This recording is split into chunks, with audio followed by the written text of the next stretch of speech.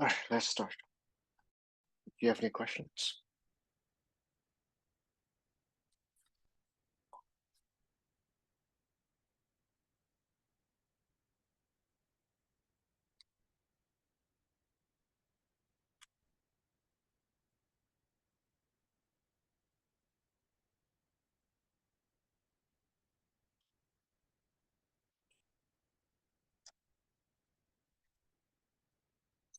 Okay, so where were we? So we were discussing 6.3, right? Sum of independent random variables.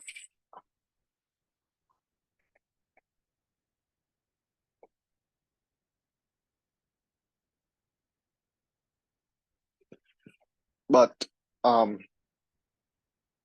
mentioned, right, that for some of the random variables, the technique, right, will be better handled with 7.7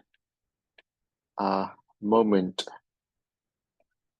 generating functions, right? So we're kind of discussing both.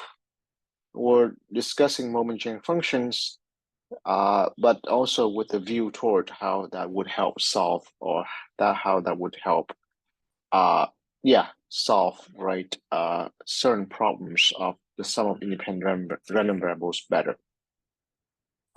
So let's remind ourselves, right? So the moment generating function of a random variables, I think the textbook called m sub x of t. Well, I call it phi sub x, right? It doesn't matter what you want to call it. So will be defined as expectation of e to tx. Okay. And it has the properties, right? That so basically that if you differentiate the moment gen functions n times and then plug in t equal to 0, you will get the nth moment. I mean, when we do these things, we have to say if exists, because there's no guarantee that the moment exists, right? So if it exists. And also here, you might have to take limit, okay, as t goes to 0, rather than plug in 0 directly. Anyway, so that's one use. All right. The other use is about identification, okay, of a random variable. So this, right, is exactly what we mean by moment generating, right? Because you generate the moment by differentiating, right, the MGF.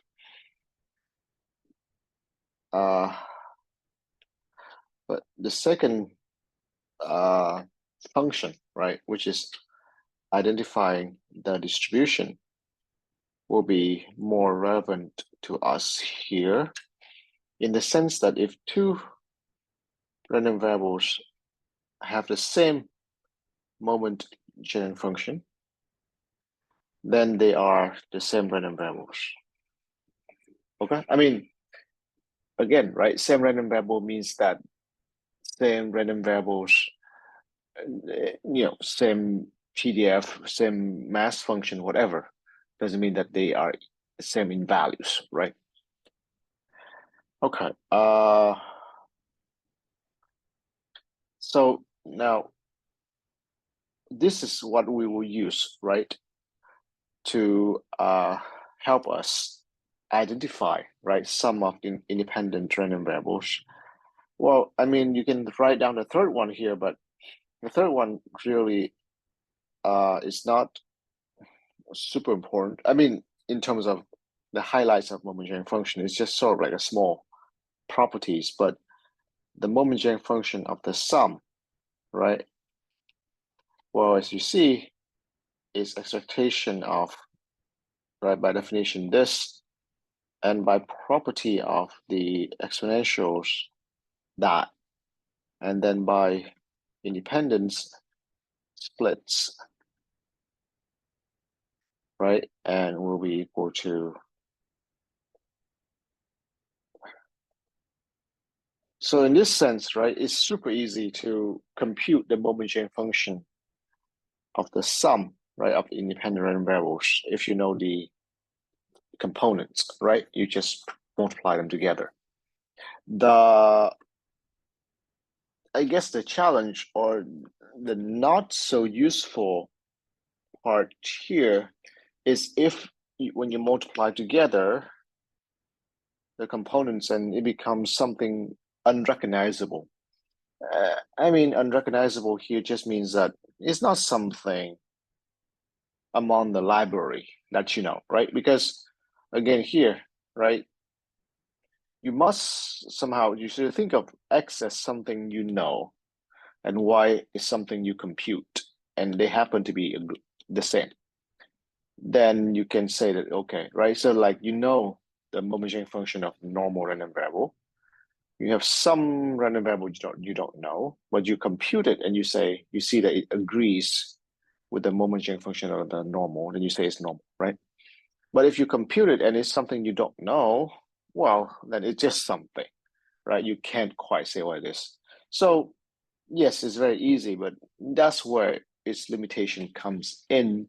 And that's why, right, this doesn't cover everything about the sum of the independent random variables, right? Like the sum of uniforms. If you want to sum uniforms, you just gotta work with the densities, right? Rather than using the MGFs. But so technically speaking, right, you should memorize all MGFs. I mean, or you can look them up. But the three MGFs that we are concerned with, right, are the following: the binomials, right, NP. If you have a binomial NP, then the MGF, right, will be what? Well, okay. Yes, right. So it's going to be the sum, right,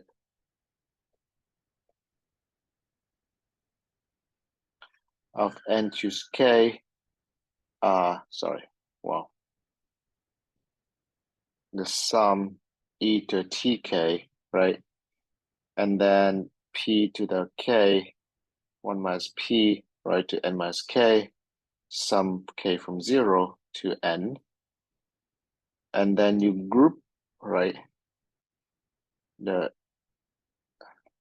e to t together with a p, and this is a binomial sum giving you e to tp plus 1 minus p, the whole thing raised to the n power, which, right, coincidentally is the moment sharing function of a Bernoulli raised to n power, which is the proof, right, that a binomial NP is a sum of independent Bernoullis. But that's sort of like an easy proof. So we'll, well, who knows? Let's just say, maybe let's write that down too, right? Where Y is a Bernoulli P, right? So this is why if you sum, right, YI, YIID,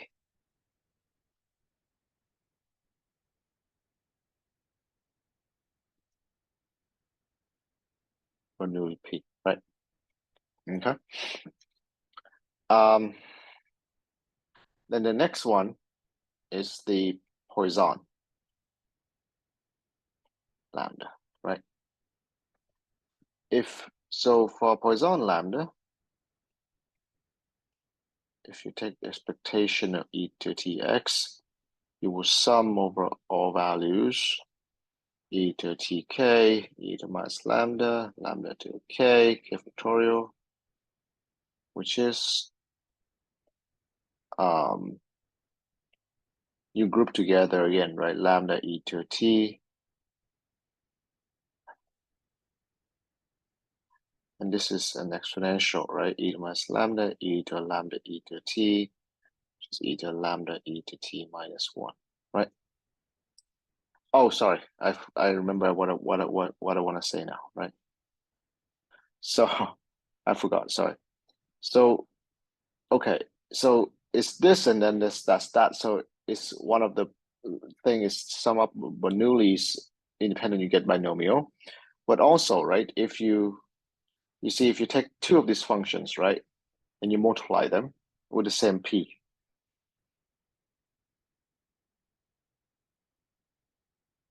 and 1, right?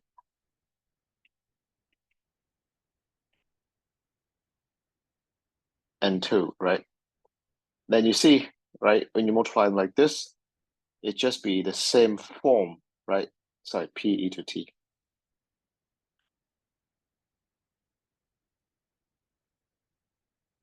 N1 plus N2, right? And so that's why we recognize that if you sum up independent Bernoulli's, sorry, independent binomials, you get binomial back, right?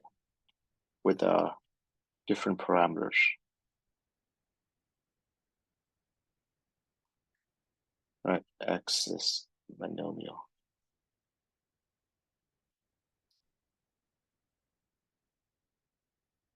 Like that, right? Again, I kind of think that the binomial is sort of very obvious from the interpretation. So it's not really, there's no real need to use the moment chain function to prove it, but that's the proof. So, but with the Poisson, right? With the Poisson, then it becomes important because if we have, let's say x1, right? x2, Poisson, right? Lambda 1, Poisson lambda 2, right? Independent. Then x1 plus x2, right? If you look at the moment sharing function,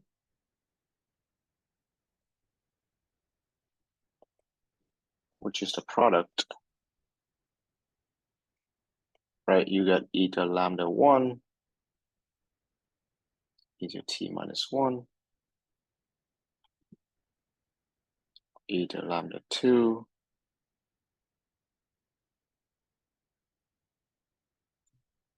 right? Which you see combines exactly to be this, which is, right, the proof that you sum independent Poissons, you get Poisson back with, right, the rate being the sum. Okay. And so this exactly is the proof of something along this line, that if we have let's say, right, you probably will be familiar with this kind of calculation. Let's say, typo, right? Or, let's try earthquake, why not?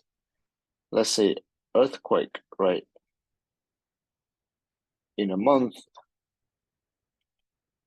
is a Poisson, let's say 2, right?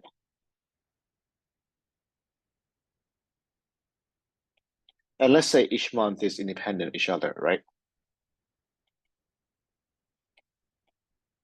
Then when you want to look at, let's say, earthquake in a year, let's say in 6 months, then you probably would not even think twice and say it's Poisson 12, right? And I mean, of course, 12 is 6 times 2. But here, right, really, the reason why you can say so is not 12 is equal to 6 times 2. I mean, okay, 12 is definitely 6 times 2. But it's there's more than that, right? What's behind the scene is that you're summing the number of earthquakes in 6 months, right? Which of course is the number of earthquakes in 6 months total, in 6 individual months, right? And then you use the result that when you sum independent Poisson, you get Poisson with the rate being the sum. Therefore, right, it's going to be Poisson with the rate being, of course, a sum of 2 6 times. So 6 times 2. Do we understand? And so, fine, right? You can conclude this. It's not wrong, but it's better if you know exactly the reason why you can say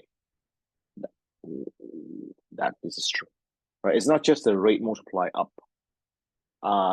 You could, but if you do that, then you have to look at the Poisson as the limit of the binomial distribution, right?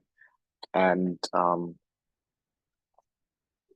but otherwise, right? I guess the more correct, or yeah, let's just say more rigorous explanation would be through the sum of the individual Poissons. Okay, any question?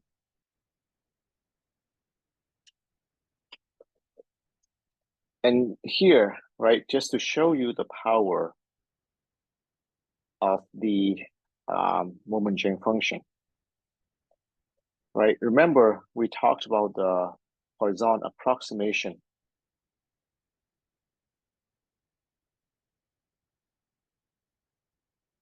of the binomial, right? Where we said that if you have a binomial NP and then n goes to infinity, right? P goes to 0 in such a way that n times p is exactly lambda, then this is approximately a Poisson lambda, right? But we did not offer a proof, right? We just say that, well, sort of intuitively how that works. Or I don't think we even say intuitively how it works. We just say that's what it is. Here's a proof for it. We're using moment-Jane function. So remember that the binomial NP is MGF is P e to the T plus 1 minus P, right, raised to n power. Okay. And a Poisson lambda is MGF is e to the lambda e to T minus 1, right? So we will let n goes to infinity in this expression and P goes to 0, okay, in such a way that n times P equals to lambda. Well, how do we do that? Easy, right? N times P equals lambda, so P is lambda over n. So we will express everything in terms of lambda.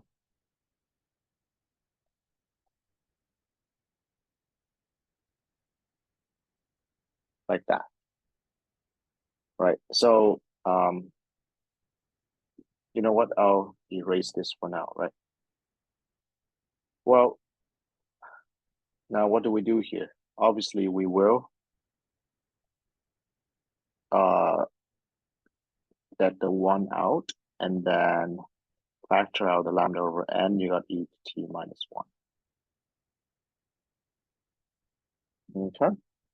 And as n goes to infinity, this converges to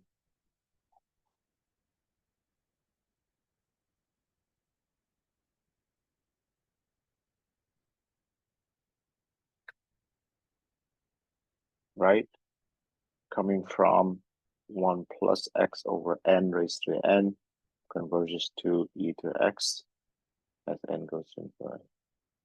N, right, as we just wrote down, that's the moment-generating function of the Poisson. This is a proof, or probably the proof, right, of the statement. And again, right, that's the power of moment-generating function for you. Any question?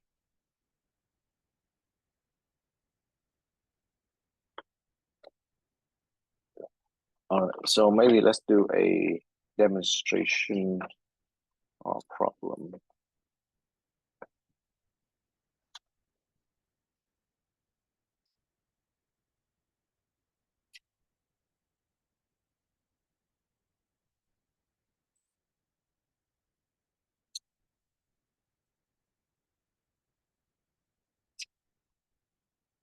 Okay. So here's the quiz.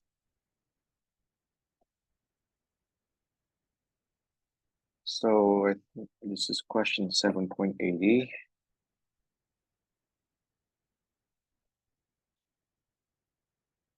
The MGF of x is mx of t, which is e to the 2e of t minus 2. And the MGF of y is my of t is 3/4 e to the t plus 1/4 to the 10 if x, y are independent. Compute. Well, there are a bunch of questions, but let's just say probability. I mean, a bunch of parts. Let's just say that. Okay.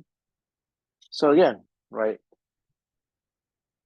what is the point of this question and why is it being phrased that way?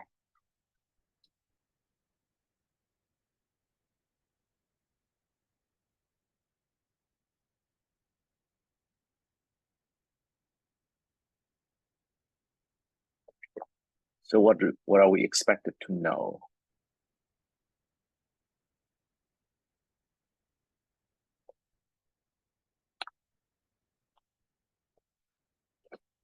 How do we compute this question?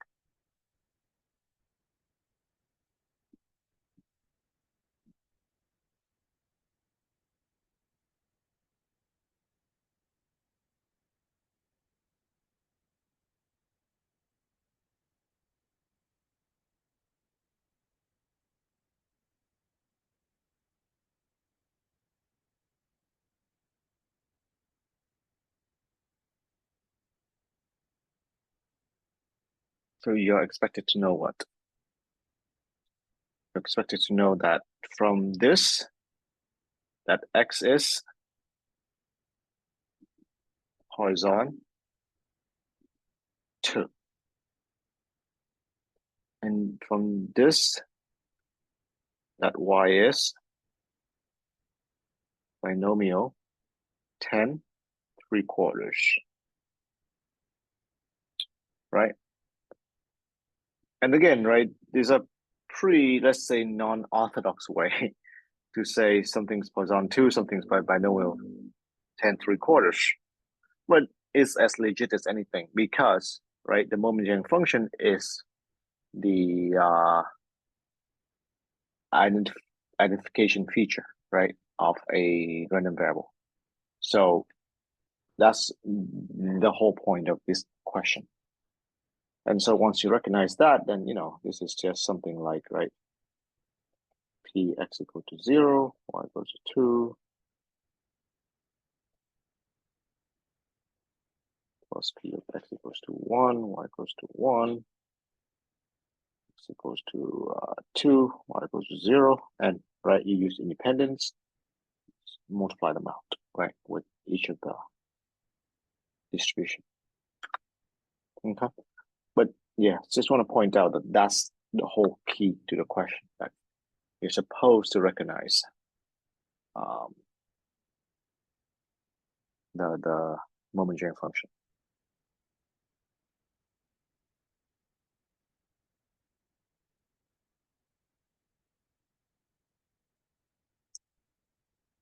Okay, any question?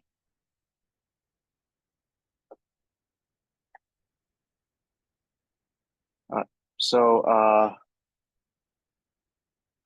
the next one is gonna be about the MGF of the normal.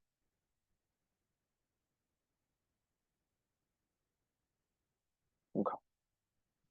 So first, right, let me just write down the result. So the moment gain function of a normal mu sigma squared is e to t mu plus 1/2 t squared sigma squared. Okay, like that. And let's see why this is true. So the first remark, right, is that if you look at the density of a normal mu sigma squared, it will be something like this. Sorry, f sub x of x.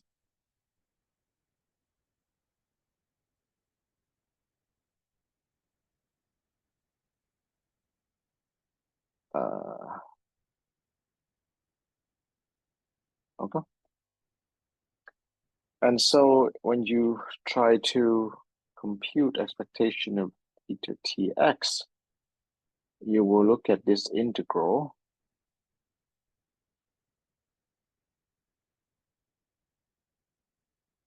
e to the tx e to the minus x minus mu squared over 2 sigma squared dx. Okay. And of course, the answer somehow will be e to t mu 1/2 t squared sigma squared. But at least in my opinion, this integral will be, yeah, let's say that it has more symbols than we care to handle. Okay. So what's the deal, or what's the technique to handle this? The technique is first to try to scale it down to a standard normal. So let's just look at a standard normal.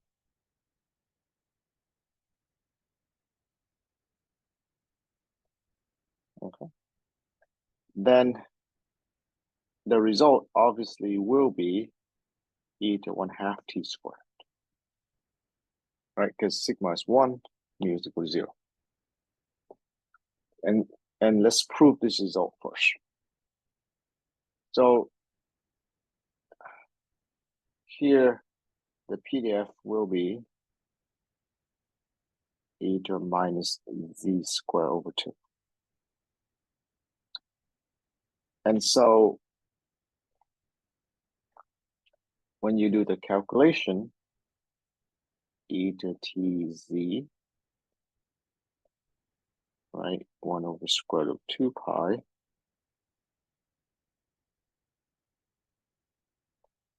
e to tz e to minus, right, z squared over 2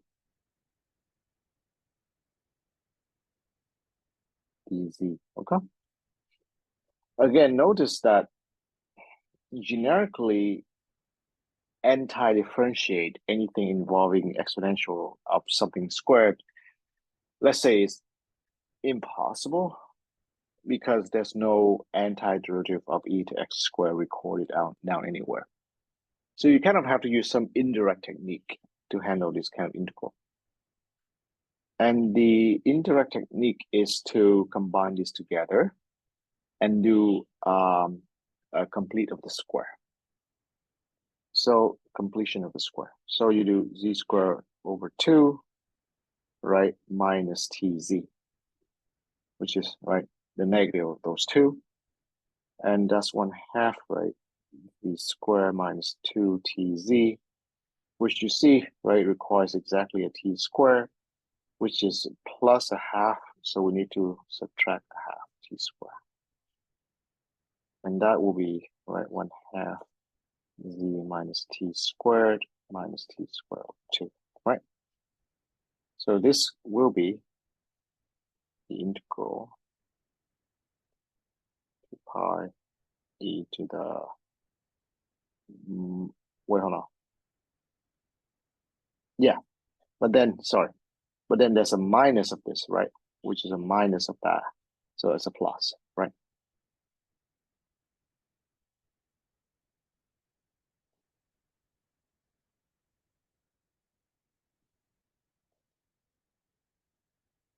So you see, right? Let me then factor this out right in front, because that's independent, right, of z.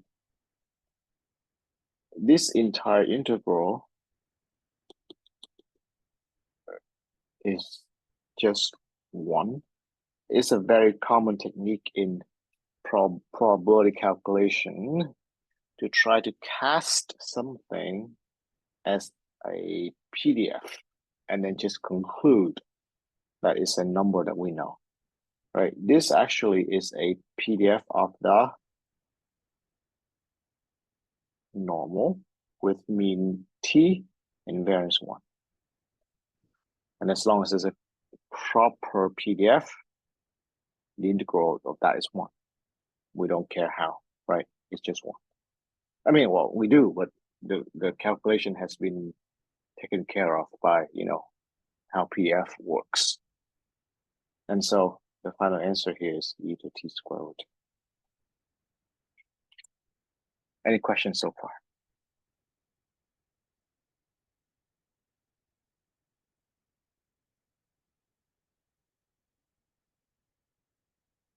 Okay, so now, how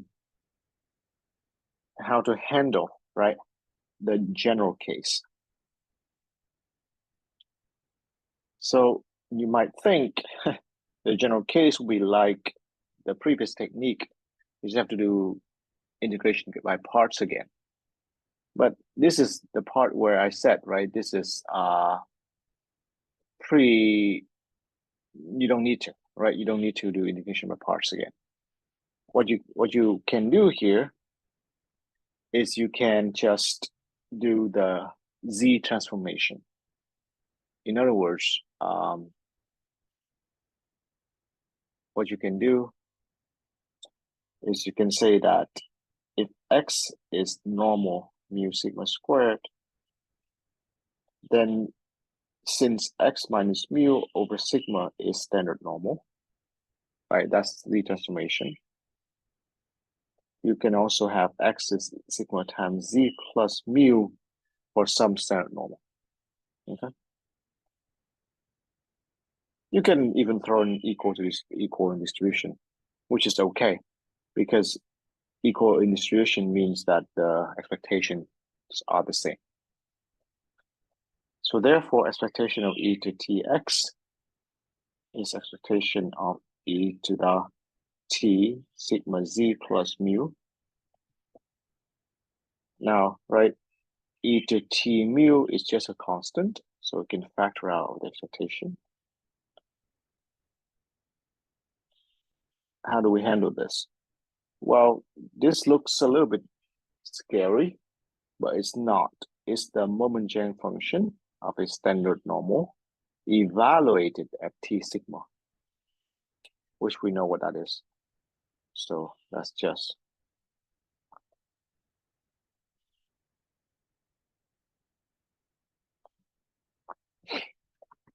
any question?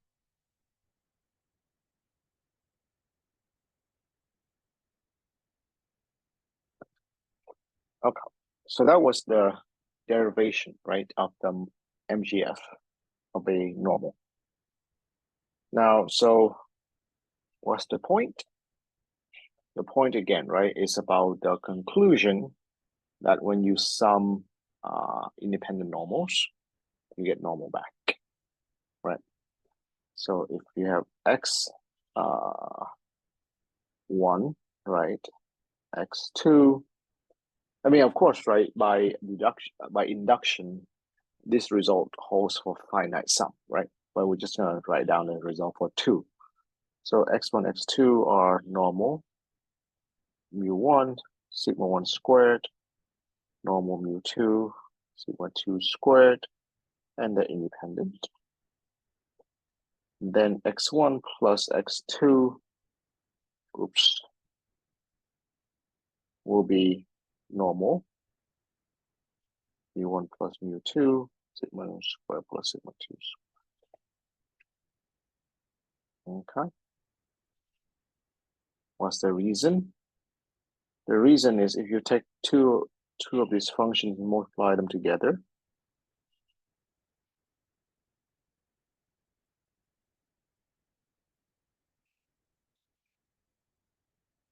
right?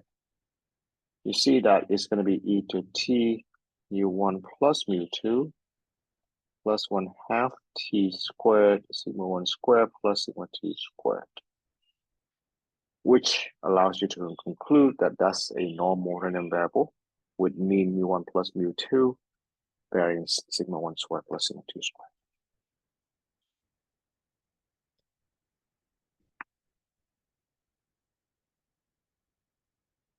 Any question?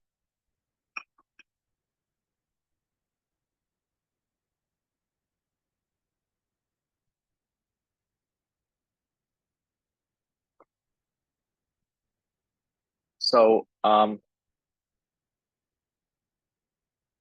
this is it, right, for the sum, right, of random variables using moment sharing functions.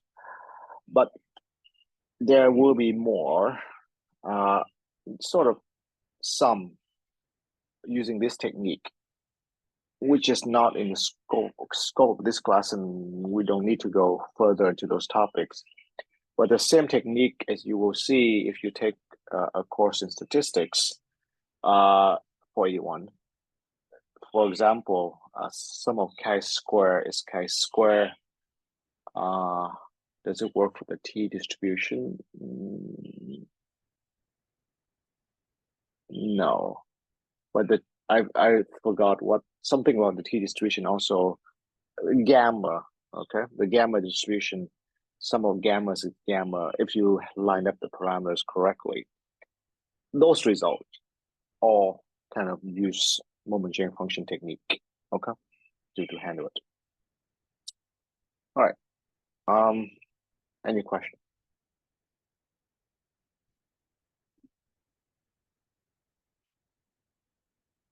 So the last thing we want to mention in the topic of moment sharing functions is the topic of joint moment sharing functions.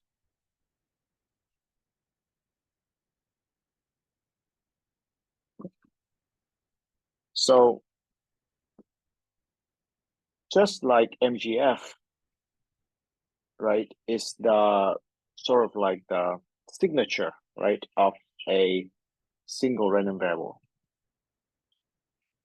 Okay, single distribution. Then if you have a vector of random variables, right, which is what we mean by a joint distribution, because you want to look at how this vector take values in Rn, then the moment sharing functions of this vector, right? Sorry. Then you will need also to plug in a vector here of t, which, you know, if you want, is really just the dot product of these two. But if you unfold it, it will be a quotation of the sum of ti xi. All right, like that. And so something to be cautious here, right? Let's just look at two random variables, x and y, right? Which is what we most commonly deal with. Then the moment sharing function, the joint moment sharing function of x and y, will need to be evaluated at s and t. Let's say, right? Well, you know, we just use one of the variables as s. which is expectation of e to the, let's say, the sx plus ty. One of the most common mistake, I think, is to look at expectation of e to the t x plus y and think that this is the joint moment engineering function of xy. The reason, right, is there's only one variable here, or, maybe not this common, but maybe you would write something like this down. Tx plus ty, which of course, right, is t times x plus y. But if you do this, then you are looking at the MGF of x plus y evaluate t, not the joint MGF of x and y, where you have to use different letters here, okay, for s and t. It's truly a function of two variables, the joint MGF. So what's the use? The use, of course, right, is again like the MGF, which is to identify, right, joint distribution.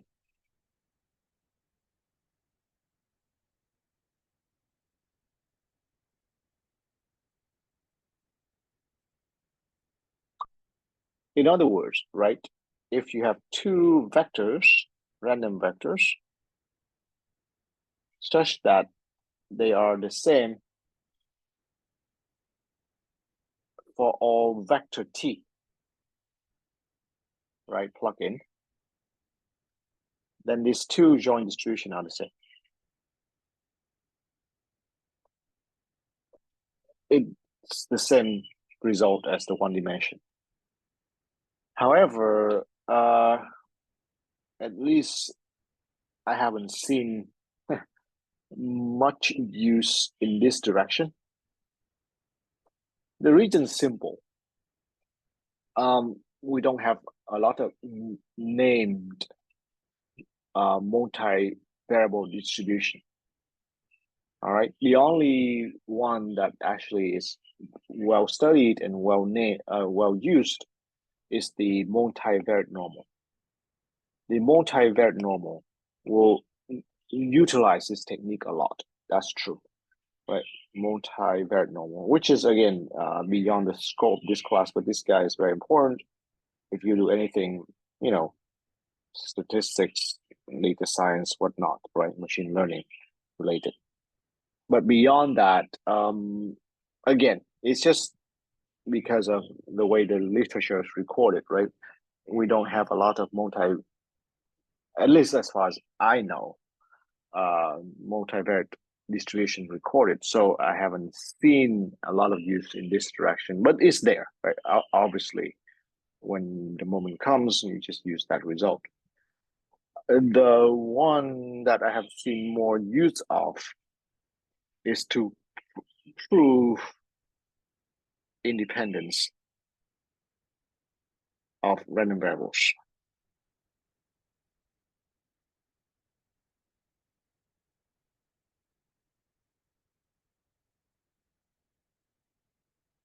Which is that if you have the joint, let's say in the case of two random variables, is equal to the individual moment engineering function for all st, then you can conclude that x and y are independent. Okay.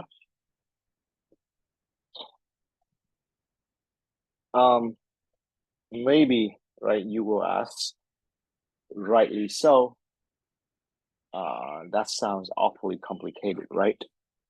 Because you have to compute the joint moment engineering function of a pair of random variables. The answer is, well, if you think of the alternative, which is what? To show that the joint distribution, right? The joint CDF splits. Something like that. then it's equally complicated. And sometimes calculating the moment-sharing function is a more pleasant task than calculating the CDF. It's just the structure of the distribution works that way. Okay, like the normal plays very well with exponential structure. So that's why this guy has a place to be used, when you want to investigate independence of random variables. For now, right, it's just part of the topic of moment-sharing function. So I just, tell you that to complete the story.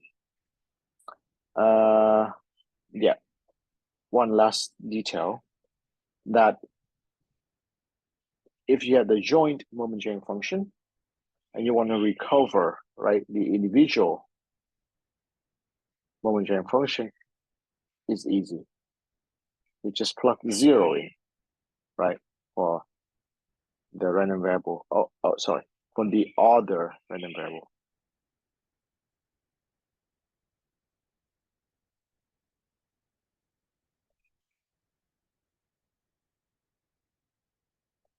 Right? Why? It's right there in the definition, right? Any question?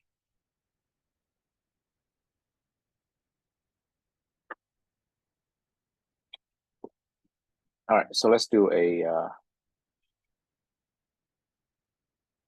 problem. So this is question 782. Suppose that the joint PDF of x and y are given as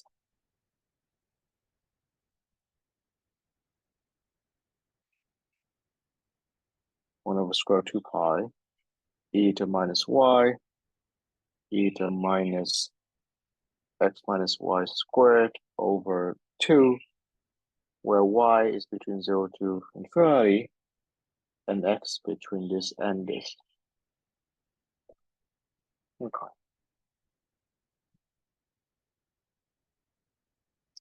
So first of all, it's not clear yet, but let's just, at least intuitively, you think x and y here are independent.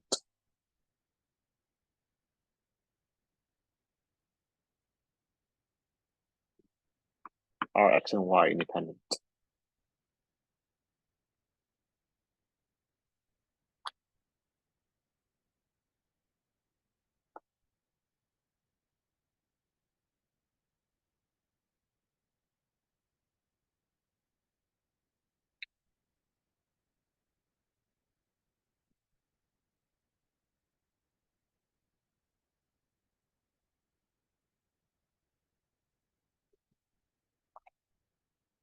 The answer doesn't seem like it. Again, there's no rigorous reason yet. But if you look at this term right here, and if you expand, right, the square, you'll see the term 2xy. And it's that term that would not be able to split between the x and the y, right, in terms of exponential structure. That's the interaction term. So it will seem, right, that x and y are not independent.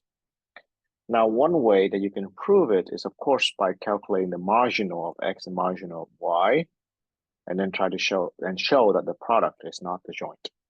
But here we'll take a different route, which is also demonstrating, right, the whole moment-sharing function technique. So part A asks you to compute the joint MGF of x and y.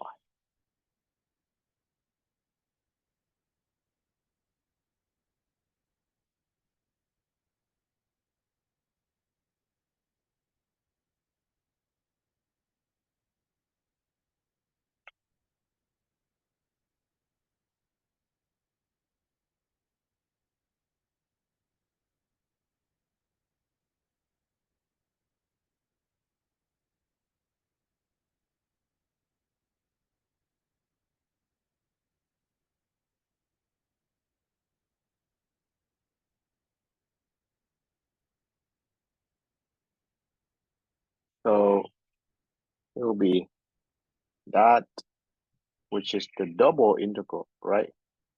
Of e to the sx e to the ty, 1 over square root 2 pi, e to minus y, e to minus x minus y squared over 2 dx dy, let's say, minus infinity, infinity, 0 to infinity.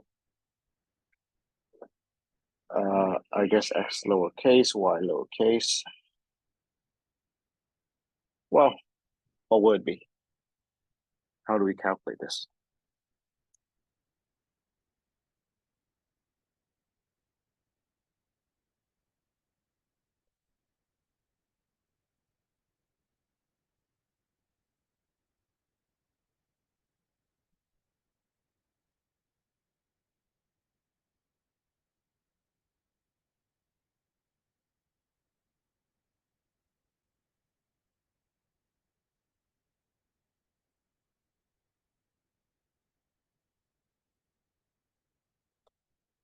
So the key, right? So, let's isolate, right, the x and the y's. I mean, this part, right, has nothing with the x, so let's factor it out.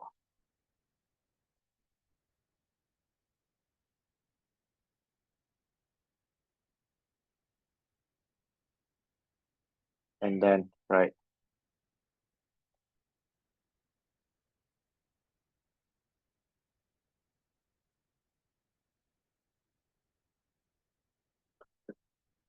the key is to recognize that this is exactly expectation of e to the s, let's say, let's call it u, let's say, where u is a random variable with this PDF,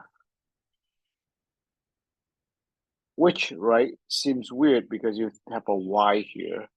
But notice that as far as we're concerned, y is fixed because y is integrated outside. So when y is fixed, then that's just like a normal with mean y and variance 1. Okay? And so, therefore, the inner integral is just e to the s times y plus 1/2 s squared.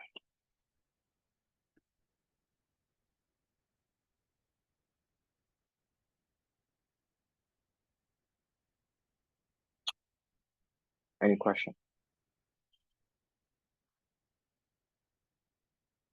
That's really, right, the difficult thing here. The rest is easy. So then, right, when you bring it in, is t plus s minus 1 y, right, dy. You got either 1/2 s squared outside, because it's not with the y. And of course, that's going to be 1 over 1 minus t plus s.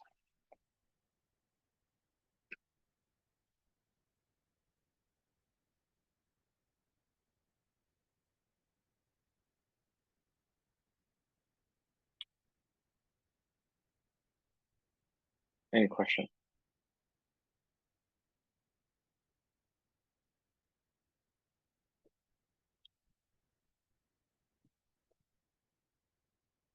Part B asks you to calculate the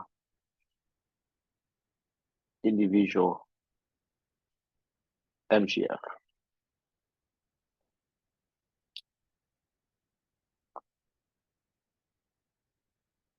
Okay. Which is what?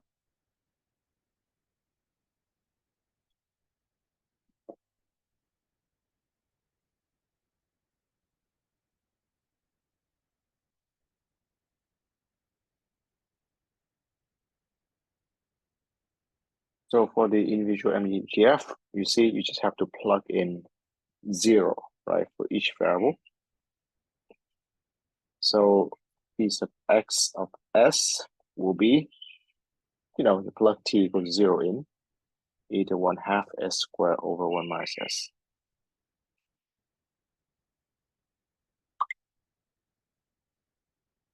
And for the t, you got 1 over 1 minus t.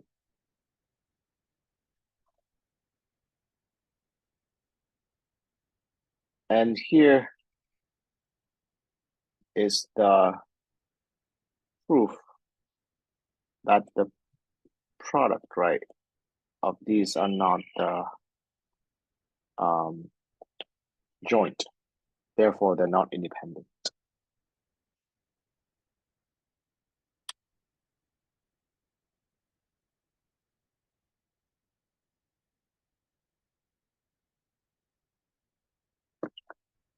Right. Question.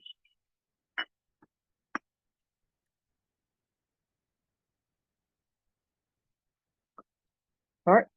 So that's all we want to say about MGF. Now let's go back to chapter 6 and continue. So we're done with 6.3. Now let's move to 6.4 for conditional distribution.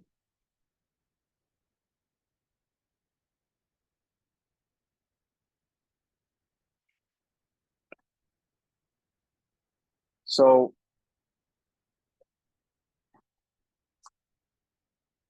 let's say,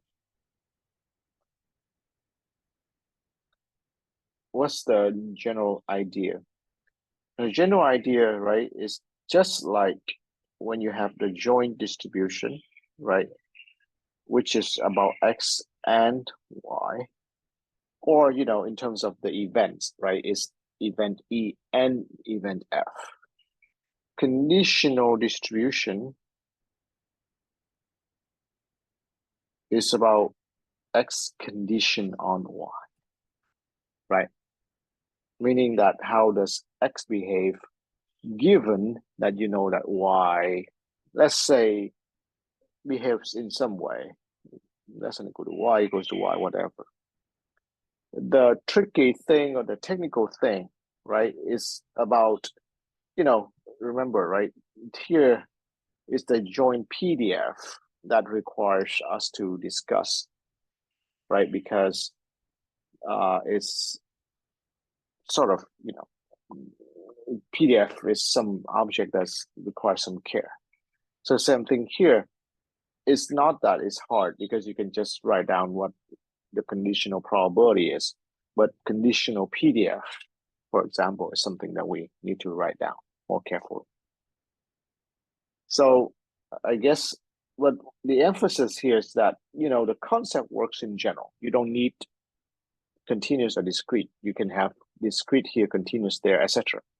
But at this level, the textbook likes to make it easy, you know, by make it both discrete, both continuous. But we'll say more about that. So let's just say both discrete for now.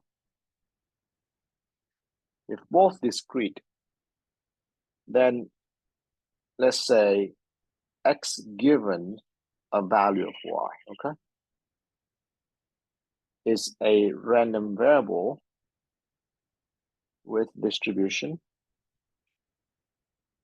with, you know, literally mass function, probability x equal to x given y equals to y is the joint.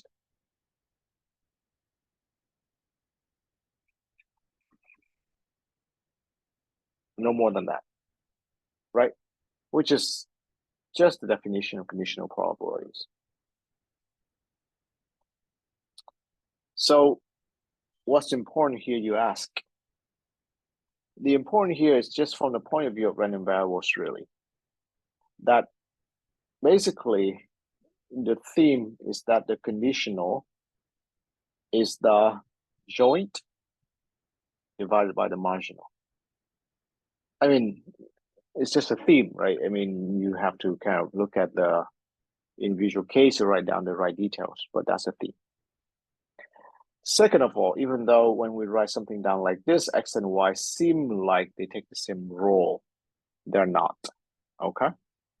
Here, you should always think of y as being fixed, meaning that once you condition, I mean, not that you're not allowed to change it, you can condition on different values of y, that's fine. What it really means when we say fixed is that with respect to x here, when we say this is a random variable, we have in mind that y is fixed and x is changing and take on different values. That's the context, okay? And so when we do this, x is meant to change and y is meant to be fixed. I mean, at least in the thinking, okay? And I think, right, of course, you have, I think you have seen, right, that this, so here, in some way, if the y is known, you can hide y and just think that x here is changing. What I mean is this, right? If you sum over all values of x of this, right? You see that it's the sum over all values of x of this.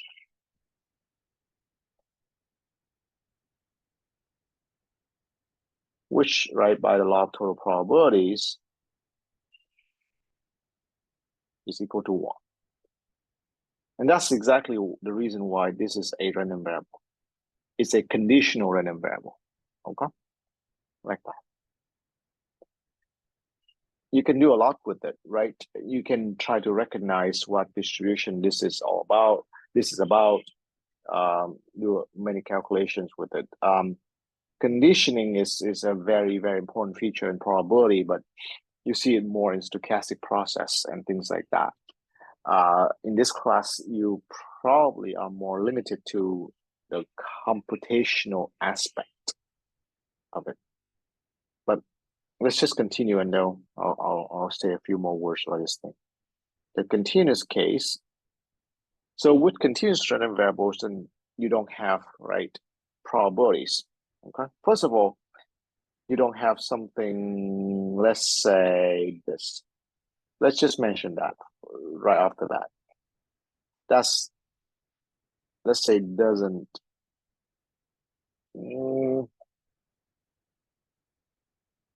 directly make sense. Let's say. I mean, here's the following.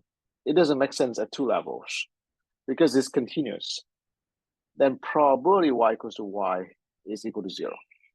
And that's actually the biggest case, right? Because you can say probably x equal to 0. Then you could do something like this. But here is the more important one, right? People would routinely point out that you can't really divide by 0. Okay?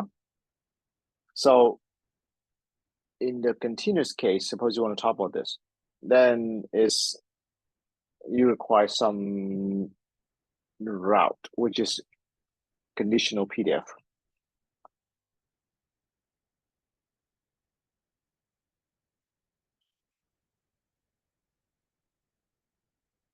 Let me explain. So basically,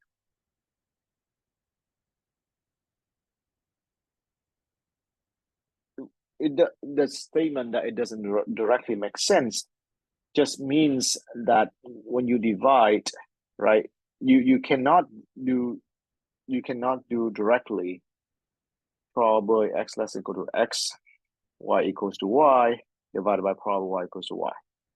Because both of them will be 0. You will have a 0/0 case. Like that, okay? On the other hand, it still makes sense as a statement. Why? Because, you know, how to say this, right?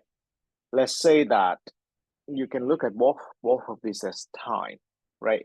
Arrival time of, let's say, the train, and then, you know, person A at the station, right? There's a routine context in our textbook, right?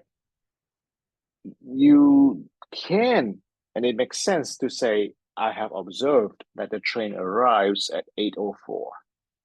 What's the probability that a person will arrive before this time, given that the train arrives exactly at this time?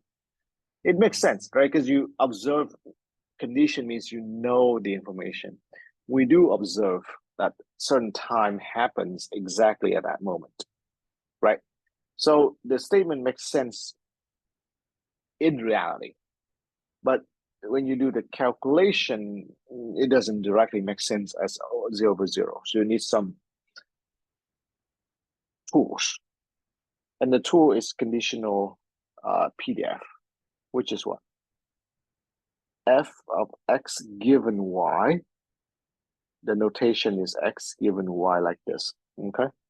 Which really is, again, right? The idea is this value is a value of y that's being fixed, and this value is a value of x that's being changing, right? Will be, you see, joint over marginal. So will be the joint over the marginal.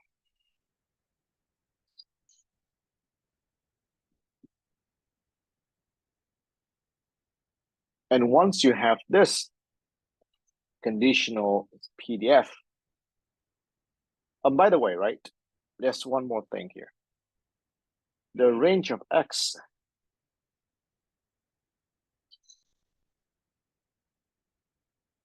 will not be able to say directly until we see the context, because the range of x may very much be limited by what value of y it is. So the range of x, so for example, right, if you have a distribution where the joint is given, something like, right, 0 less than equal to x less than equal to y less than equal to 1. I don't know. That's the range. Then given a value of y, the range of x here would be 0 less than equal to big X less than equal to y. This makes sense.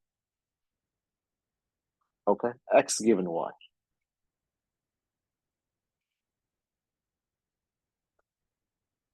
Now, for some reason, right, in the recent midterm, some of you, when you calculate something like this, the final answer somehow has a symbol y in it. When I see that, I don't even have to look at the calculation. It's definitely wrong. The reason is this has to be a number. It's just a number. There's no symbol y left in the final answer. Okay? But when you condition, then it's a totally different story. When you condition on a value of y, then yes, whatever calculation you've done with this conditional distribution, the answer will depend on little y, including the range of y, because little y now is counted as a known value. You understand? So that's the point. And so once you know the conditional PDF, suppose you have done the calculation, then the, let's say that kind of probability is easy. Probability x less than equal to x condition y equals to y will be the integral of the conditional PDF dx over appropriate range. Sorry, because I already called x here, right? So let's call the integrating variable u or something like that over the appropriate range.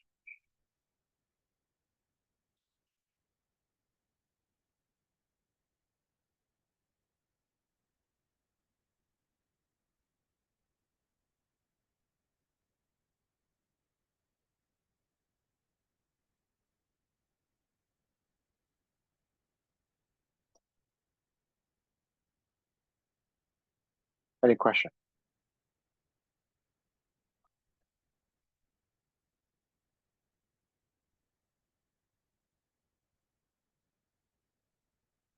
Okay, so let's give you some example. What quiz are we on? Quiz 3, right? Yeah. Thank you. So again, right, when you play with random variables, sometimes you know and can identify the random variables, sometimes you cannot. When can you do that? Can't tell you, right? Basically, the idea is to check whatever you're seeing against your library, right? Which is the family of random variables you know. And already there, right, you see that, well, how much do you know, right?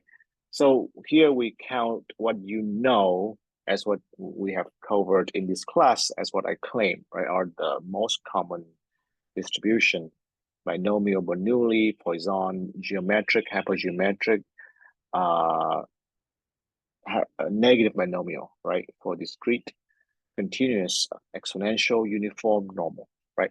So those are the recognizable ones, right? Of course, there are more than that, but again, I just want to say that, right? Sometimes when you do these calculations, they may or may not be recognizable in the sense that, well, they're not recognizable, period, meaning they have not been recorded in the literature because you're looking at something new, or they're not recognizable because you haven't seen that one, but they're recorded in the literature. Okay, but yeah, you just have to pay attention. So the next one will be along the case of recognizable ones, but you wouldn't know that until you do the calculation. So it says this: if x and y are independent random variables, random independent Poissons, uh, lambda one, lambda two.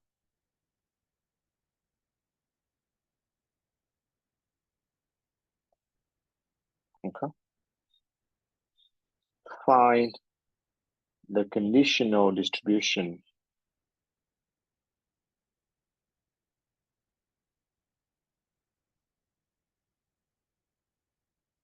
of x condition on x plus y.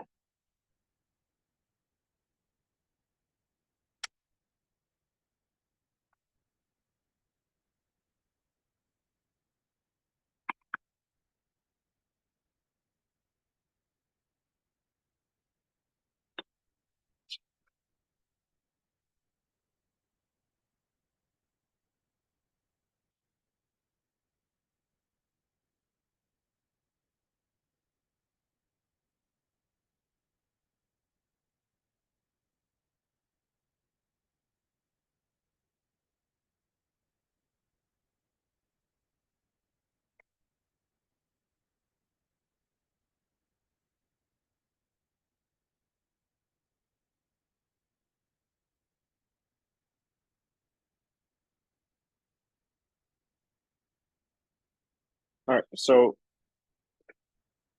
notice that it's not x condition on y, right? X condition on x plus y.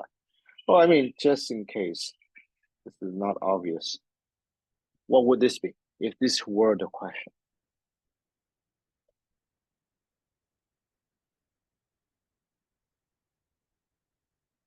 What's the conditional distribution of x given y?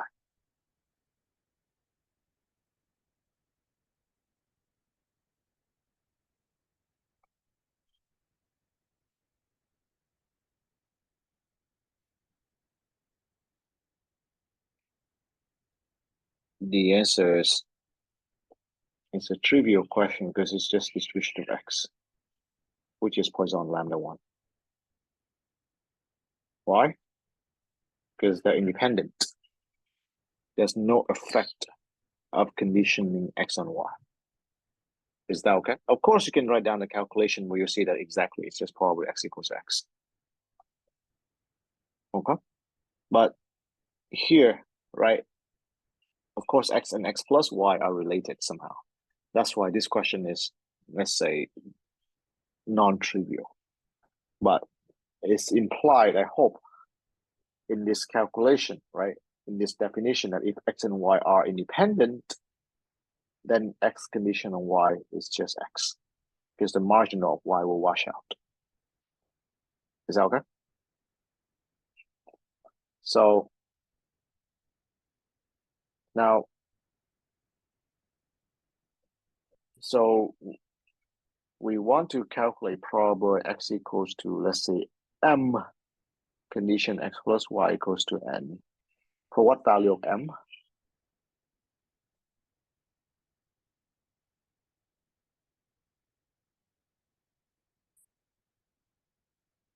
M must be between 0 and n, right? Naturally, because it's x plus y. So there you see, that's what I meant when I said the range of x. It might as well be relevant, be sort of connected to, right, to a range of what you're conditioning on. It's hard to say in advance until you see what the context is. So here we're conditioning x plus y. So clearly, right, the value of x must be less than equal to the value of x plus y. Okay? And then what would this be? Well, just change the definition.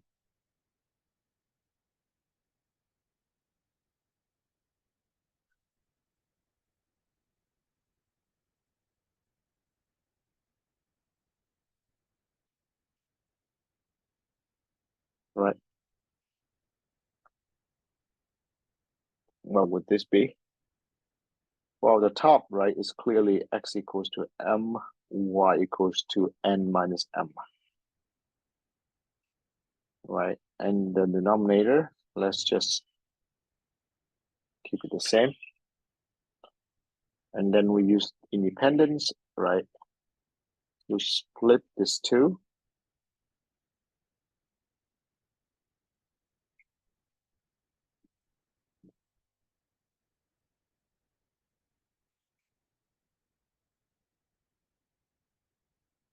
Now, x is Poisson lambda 1, right?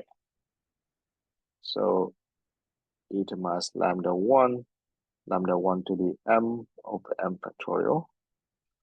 Y is lambda 2 to the n minus m factorial.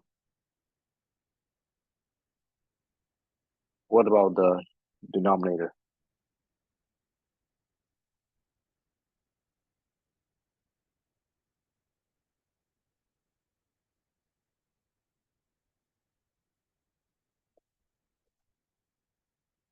How do we handle this?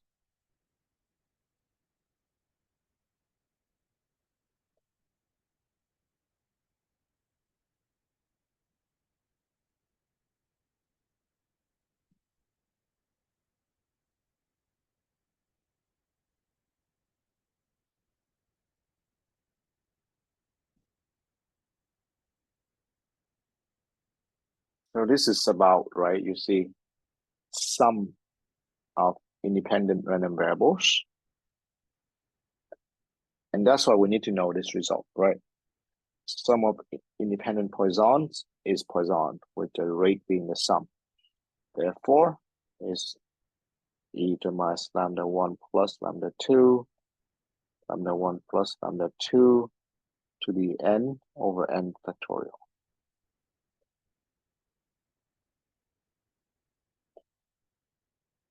Any questions so far?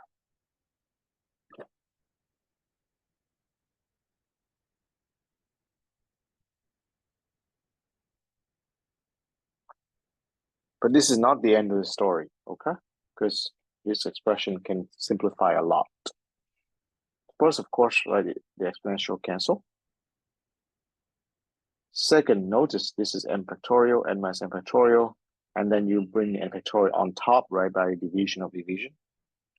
So you have an n choose m right there.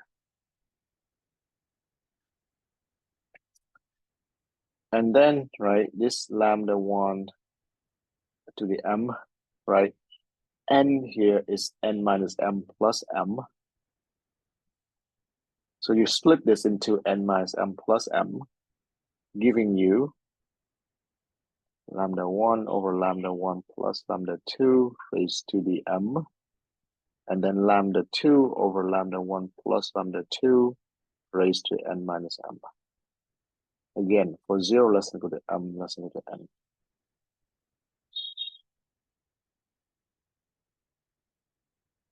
What do we recognize here?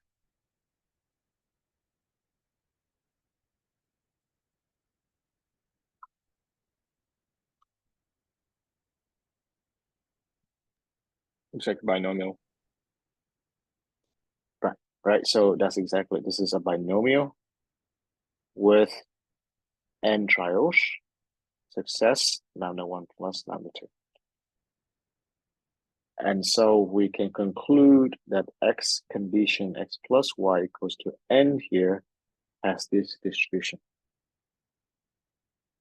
Again, more of an exception rather than the norm, right? That what is the exception here? The exception here is we can name the distribution. The procedure is universal. You always do this. This is the discrete case, of course, right? We'll do the continuous case. But whether you can name this or not depends. But when you can, then you better pay attention, right? It says that the Poisson, when you condition on the sum, becomes binomial. Independent, of course, right?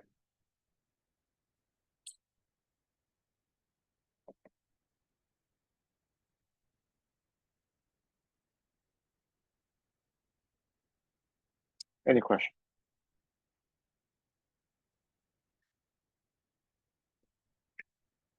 All right, do the next one.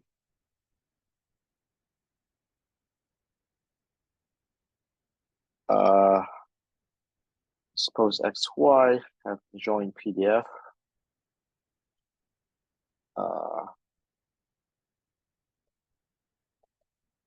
E to minus X over Y, E to minus Y over Y.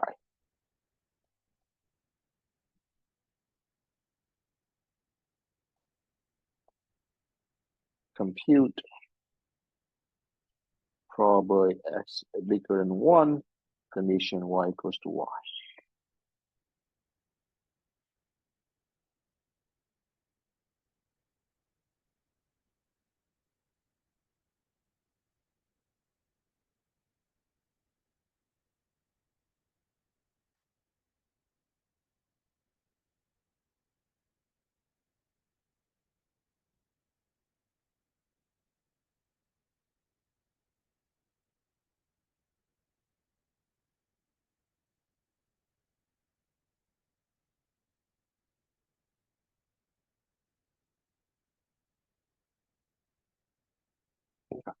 Right, so this is exactly those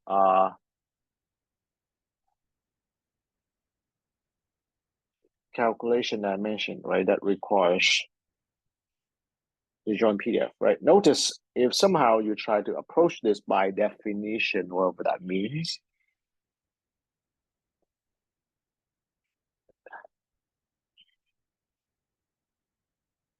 you're heading right in the wrong route. Forget about it, right? Not gonna happen because again, right? You get 0 over 0. Okay, just so you know, right? That this is, I mean, yeah, forget it. I mean, there is a connection with this expression, but you need to take some limit, right, of the probabilities. So the correct way is to calculate the conditional density. All right, which requires what? Which requires so the conditional density is the joint over the marginals. So it requires us to have the marginal PDF of the Y.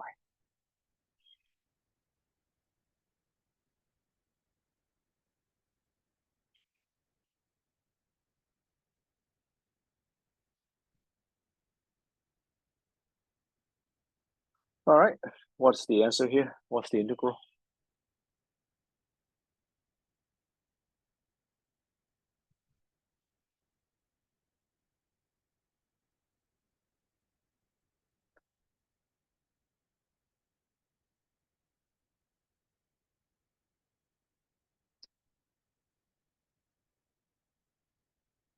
The integral is e to minus y, right? How do I know that? Well, this right here is a exponential, right, with rate y. No, right, the way we call it is rate 1 over y, right? So this whole thing integrate dx will be equals to 1. Remember, y is fixed here, right? So that's it. That's e minus 1. So y is exponential 1, right? And so you see, this will be e to minus x over y. 1 over y, right?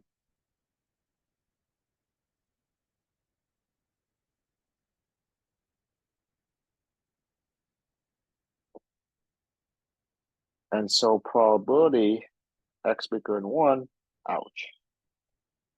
Condition on y equals to y is the integral from 1 to infinity of the joint PF. Sorry, the conditional PF. D what? dy or dx here.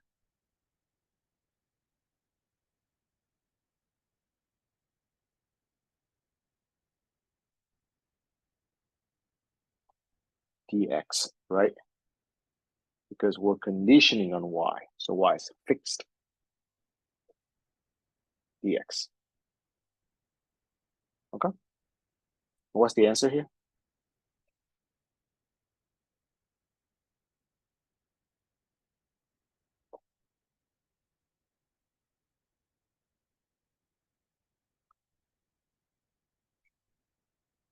This is like 1 minus a CDF, right, of an exponential y. So therefore it's 1 minus CF, so it's just e to minus 1 over y.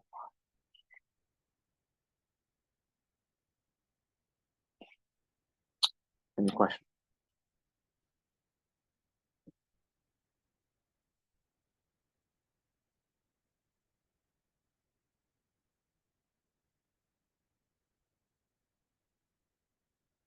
So this is just one of the examples, right? There are many other cases, right? The joint, the multivariate normal, etc., etc. So more calculations. I mean, if we have time, we'll go back and pick up on those topics. I mean, I'd rather make sure we cover the wide variety of topics, right, that you should be exposed to for probability. But let me mention one thing here, right? Both of these, they're really nice examples of conditioning. The second one, for example, right, this one, it might seem, I don't know, I don't want to use the word bizarre, but maybe bizarre if you're first exposed to conditional distribution. But this right here is probably a very routine thing in something called in the subject of Bayesian statistics. Okay. Again, I'm not showing you anything about Bayesian stats. I just want to mention a few things and tell you why it's relevant for conditional distribution. So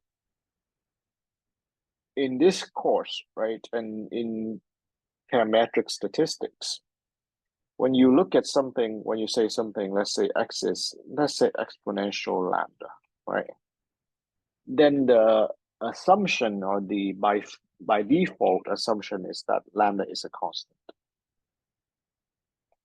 right? Or what else, right? Is the rate.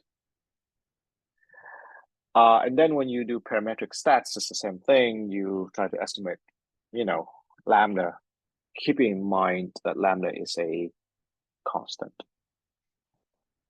So, okay, so let's say this is us, right? Probability, let's just say default or parametric stats.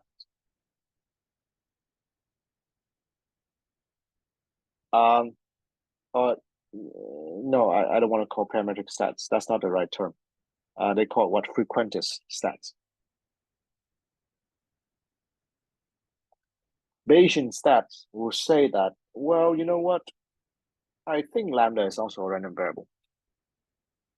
So something like this, x is exponential lambda, but lambda has a distribution in of itself, right? Let's say lambda is an exponential 1. So technically speaking, this is not x exponential lambda, but more like x condition on lambda equal to some value is an exponential lambda. Okay? And lambda itself. So basically, Bayesian stat says that the parameter of the distribution itself is a random variable reflecting, I don't know, prior knowledge, expertise knowledge, and whatnot, right? But I just want to point out that, right here, this whole thing is just exactly what you just saw right here. Okay? Because why? X condition on Y right here. This is right. This is just a way to say X condition on Y is an exponential with rate. I think in our language 1/y. And again, right, you see writing like this is not weird at all, and in fact it's correct because Y here is a fixed value. Well, of course, big Y is a random variable. All right, so they have the joint distribution. But condition on a particular parameter value, then it becomes a regular random variable. Okay, so that's actually what's going on. Any question?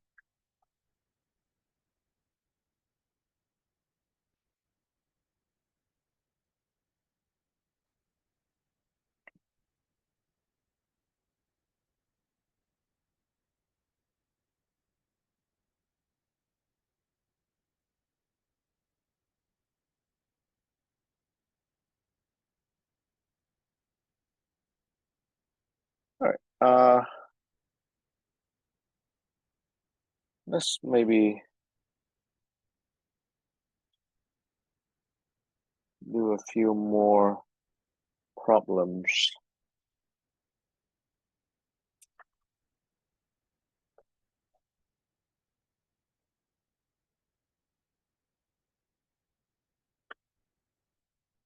Let me see.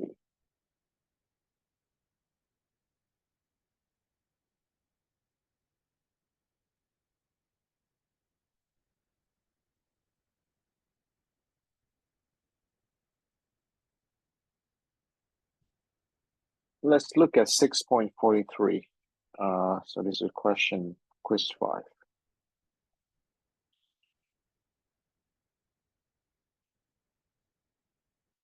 6.43. It says that 2 dice are rolled. No, dice is already plural, right? 2 dice are rolled. Let X and Y denote the largest. So X is the largest and Y is the smallest value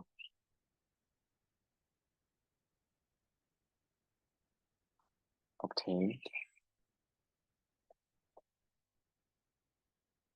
Compute the conditional mass function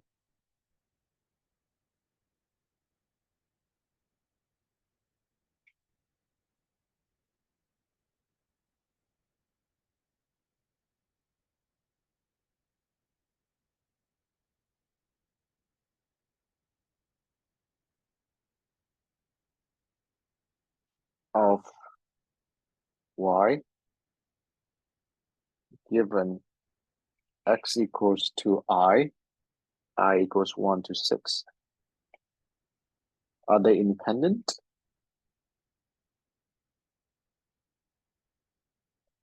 Y.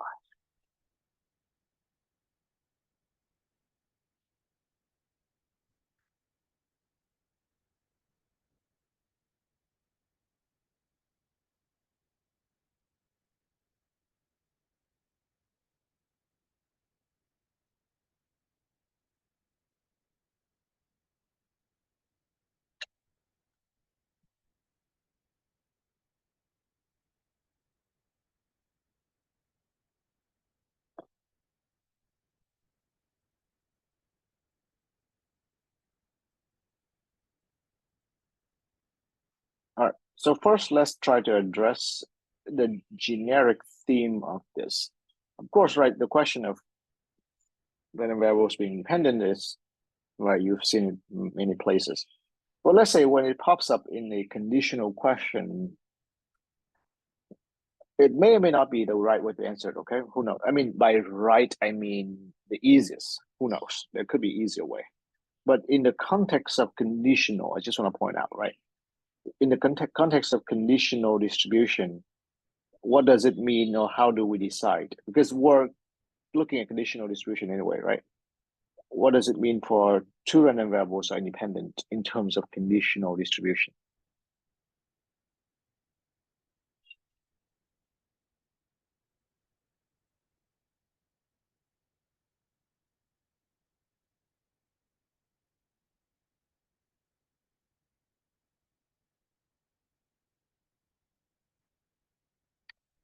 When the conditioning has no effect. Okay. It goes both ways actually. If they're independent, then the conditioning has no effect. If the condition has no effect, then I have to say this. Maybe let's do the contrapositive. If X and Y are independent, then the conditioning has no effect. So most likely, if you find the conditioning has some effect, meaning that the conditional distribution is not the same as the marginal, then they're not independent. Okay, that's logically sound. Now, why do I say that this may or may not be the best way to do things? Who knows? But here, right, in this context, it means that you have to find the. Of course, you are looking for the. Sorry, this is y given x, right? Doesn't matter. Let's just say that y given x is equal to distribution of y. You will look for this anyway, but if you want to use this technique, then you also have to look at the marginal of y, which is not that hard here. It's the minimum, but you know, it may involve extra work, right? I mean, the answer is kind of obviously they're not independent, but if you want to prove it rigorously, you probably want to use this route, right? So anyway, so who knows? Here, let's say, right? I guess it's easiest to list out the values. Maybe let's just list out some values. So when x equals to 1, let's say, right? Then what can we have? If x is the largest value, then y can only be 1, right? And what would that be?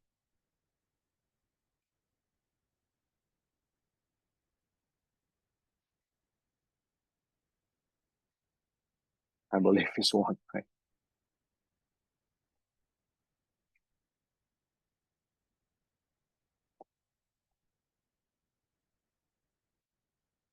Agree? No need to calculate because if the largest value is 1, then the smallest value is forced to be 1. Okay, so far?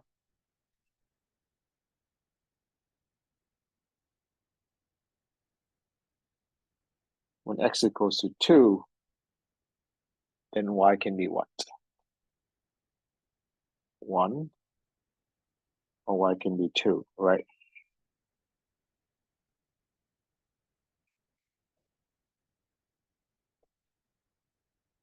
What would that be?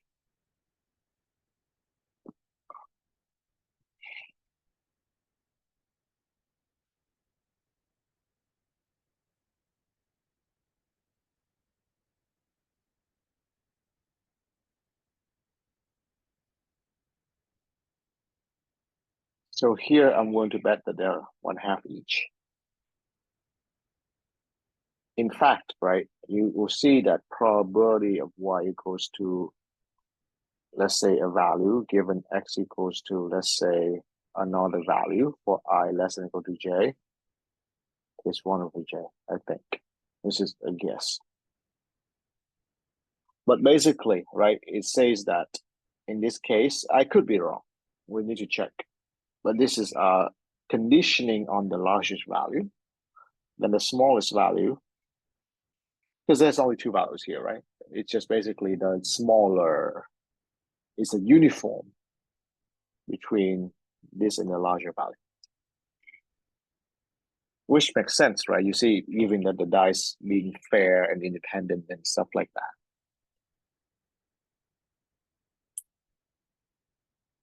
Right? So let's set out proving this in general. So what would this be? Probably y equals to I given x equals to j. Probably y equals to I, comma x equals to j divided by probably x equals to j. Right?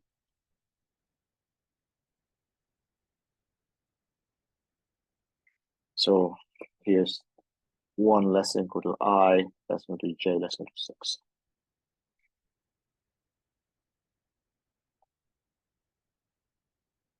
So if we roll 2 dice,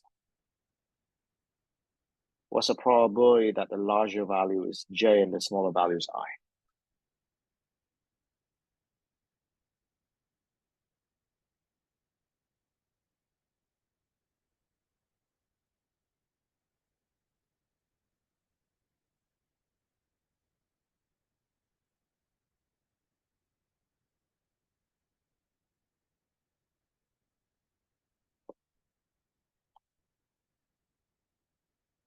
Well, let's try to be concrete, right?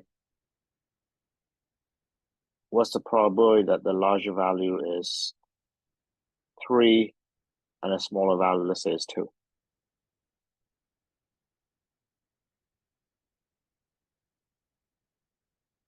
It's just 2, 3, right? If the dice rolls 2, 3, then the larger value is 3, the small value is 2. Correct? That 2 ways that can happen, right? So I think this is 2 times 1/6 squared. Of course, when they're different. When they're the same, it's going to be just, right, one way, right? I think we allow for tie, right? Let,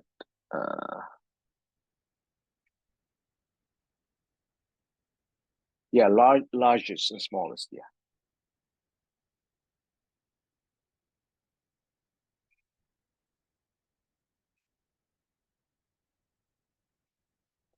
Okay, so far. So here, right, I think we need to distinguish I not equal to j and I equal to j.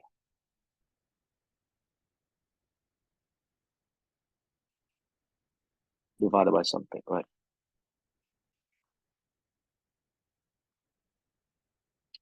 So probably they're not independent. Probably not. Oh, sorry, probably not uniform. Probably my guess is wrong because of this. Okay. But let's see. When we roll a dice, what's the probability that the larger value is 3? When we roll 2 dice, what's the probability that the larger value is 3?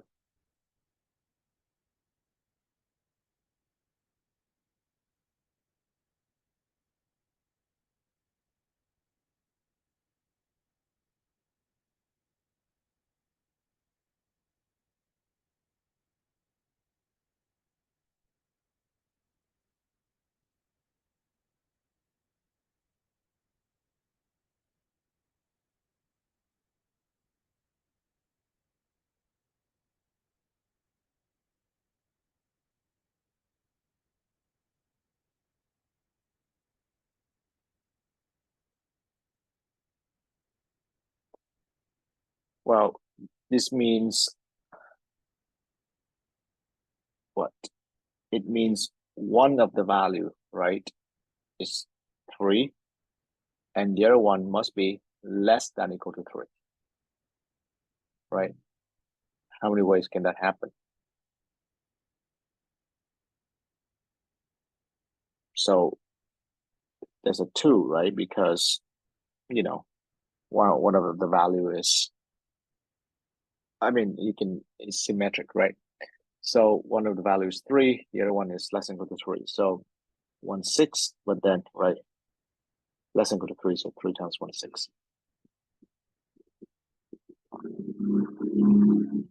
Agree? So in general, right, probability of x equals to j is 2 times 1/6 squared times j.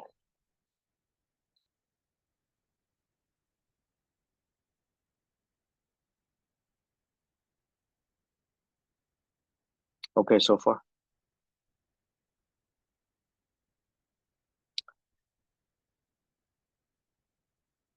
Oh, hold on. You know what? There's the, sorry, there's the itchy case when they're equal, right? If the value is less than 3, then there are two ways: 2, 3, 3, 2, 1, 3, 3, 1. But 3, 3 is only one case, right? 3, 3 is only one case. So the correct answer here is 2 plus 1/6 squared. So here is j minus 1 plus 1/6 squared, like that.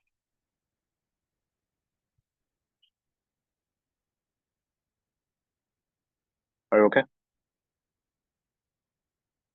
So let's plug that in, right?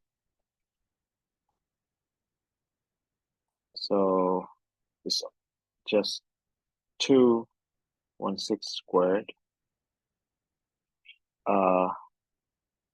times j minus 1 plus 1/6 squared. And this is 1/6 squared over 2 6 squared.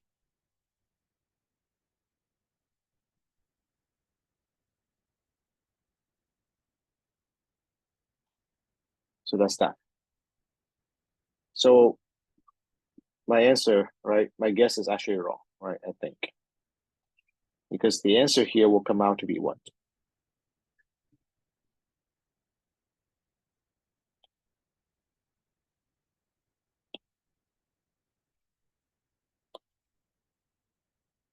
The answer here comes out to be, so I guess you can cancel this part out, right? You got 1 over j minus 1 plus 1/2, right? Which is j minus 1/2 if I is not equal to j, and equal to, cancel this out, 1 over 2 j minus 1 if I is equal to j. So that's the conditional distribution of y given x equal to j.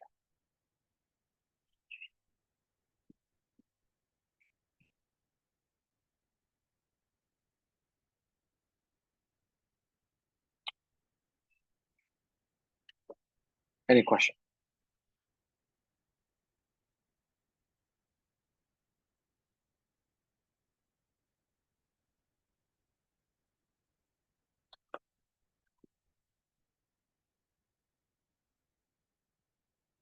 All right, so maybe let's do one last question, which is so this is a discrete case again, right? You know, I would say that there's nothing really special about this question in terms of conditional distribution.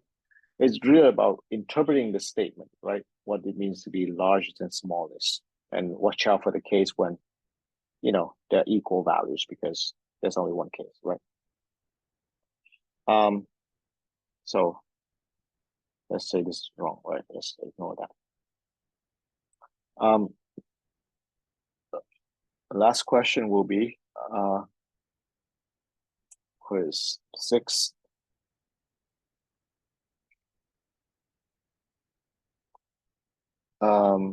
This is question number 6.45. So the joint PDF is given by x eta minus x y plus 1 for xy positive.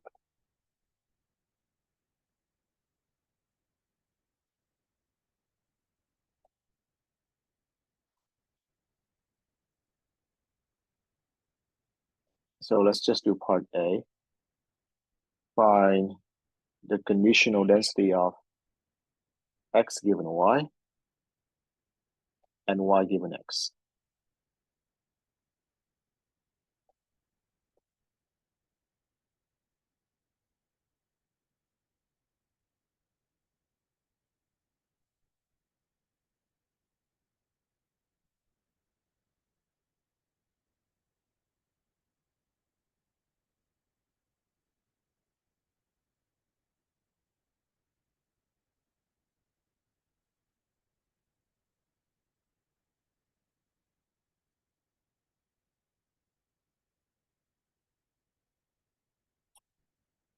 What does it take here?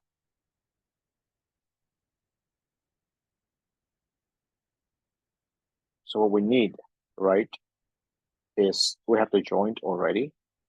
So what we need is the marginal, right? Are the marginals of the x and the y. So the marginals of the x, for example, is to integrate out the y, right?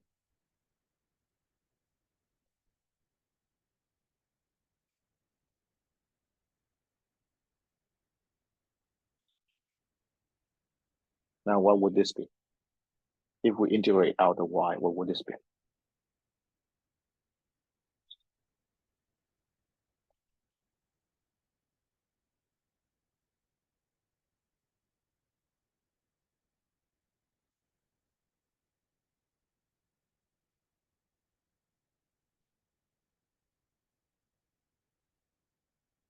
The answer, right, is remember your exponential. This right here is the correct, right, exponential with rate x. Therefore, this whole thing integrate to be 1 dy.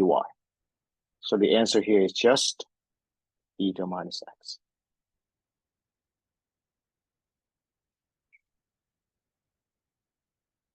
And so therefore, the conditional density here will be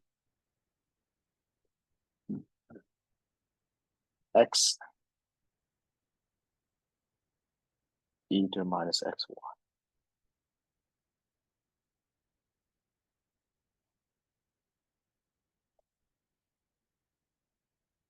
And if you want to look at the conditional density of y, sorry, the margin of y, right, you need to integrate this out with respect to x, right? What would that be?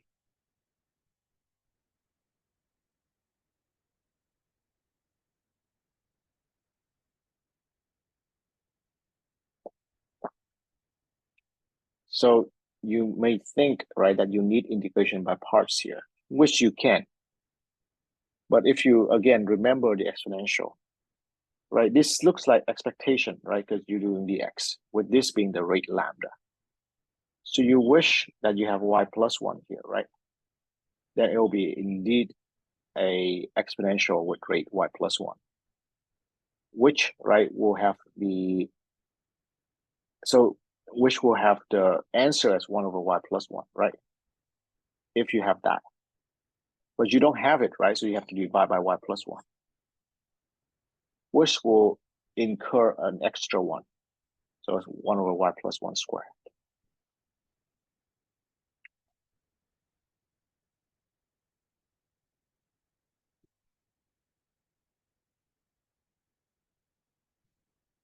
Right? And word to the wise, when you calculate something like this, there's a chance that you do something wrong, right? It's just wrong calculation, happens to anyone. Try to do a reality check by seeing if your integral is indeed 1 or not. And along the way, try to make sure that the density is positive. I have seen answers on the midterm that gives me a negative probability. I'm not sure about negative density, but something along that line. Again, those cases, no need to look at the how the work is done. It's just wrong, right? But you can see if you integrate this, because it's y plus 1, right? The answer is 1. So that seems okay. But then, right, so the conditional density will be, oh, you know what? I apologize, right? This is y given x, because I'm dividing by x. Sorry, right? I'm dividing by the margin of x. So it's y given x. Sorry. And if you have x given y, so this is y given x. Sorry. If you have x given y, then you divide by the margin of y. And so the answer is just whatever the heck that is. X e to the minus x y plus 1. Oh, and then times y plus 1 squared. So that's the next.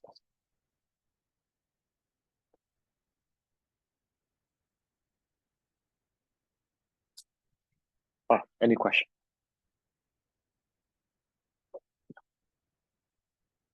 Okay, so let's stop here today and we'll continue on Wednesday.